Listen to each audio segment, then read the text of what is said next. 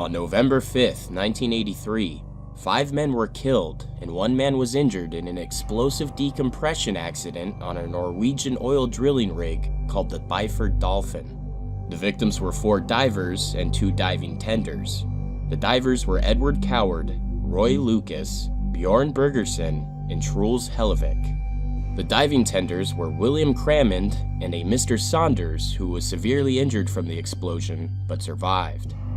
2 of the divers, Bergersen and Hellevik, were on the ocean floor working on an oil well when the team was told that bad weather was on its way. Bergersen and Hellevik then went into the diving bell that would pull them up to the decompression chambers. The bell was raised to the surface and clamped to the walkway called the deck, which led to the chambers. Bergersen and Hellevik set their wet gear in the deck and entered Chamber 1. Coward and Lucas were resting in the second chamber at the time. The normal steps of this procedure were supposed to go in this order. First, close the door of the diving bell. Second, a supervisor will slightly increase the bell's pressure to make sure its door seals tightly. Third, close the door between the deck and the chamber. 4, slowly depressurize the deck. And the final step, separate the bell from the chamber system. The first 2 steps happened with no problem, but then for some unknown reason, Crammond released the clamp before Hellevik closed the door to the chamber.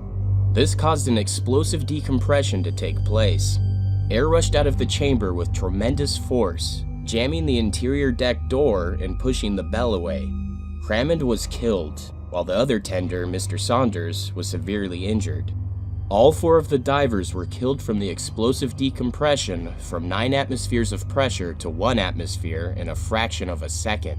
Hellevik was in the process of moving to secure the inner door when he was forced through the 24-inch diameter opening of the jammed door, causing him to be violently dismembered.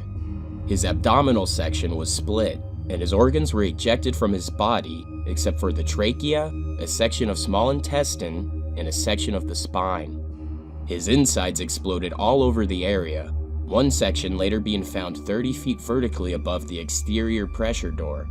During a forensic investigation on all of the divers, large amounts of fat were found in their arteries, veins, and organs. It was found that the rapid change in pressure was so strong, it caused the divers' fat to separate from their blood. The rigor mortis was unusually strong. All the blood in the organs were a light red, and in 2 cases, there were numerous hemorrhages in the livers. It's still not known why Crammond released the clamp too soon.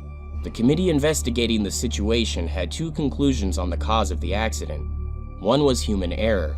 At the time, the only communication the tenders on the outside of the chamber system had was through a bullhorn attached to the wall surface, with heavy noise added from the rig and sea. The men also worked very long hours during those times, sometimes up to 16-hour shifts, which caused a lot of fatigue. The other cause concluded was the company's failure to build a safe hatch into the rig's system. If fail mechanisms were present, the crew may have been spared their fate.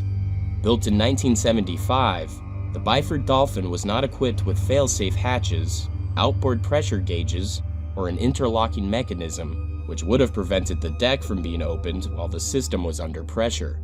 Families of the victims were initially told the blast was an accident caused after air had escaped from the diving bell because gauges had been tampered with. It wasn't until the North Sea Divers Alliance, NSDA, formed by divers and family members, uncovered the investigation documents in 2008. They discovered that the divers were operating with faulty equipment. Roy Lucas's son, Stephen, was 10 when he lost his father. Roy was a British citizen while working on the Norwegian oil rig, and it took 26 years for Stephen and his family to finally receive compensation. Claire Lucas, the daughter of Roy Lucas, said, "I would go so far as to say that the Norwegian government murdered my father because they knew that they were diving with an unsafe decompression chamber.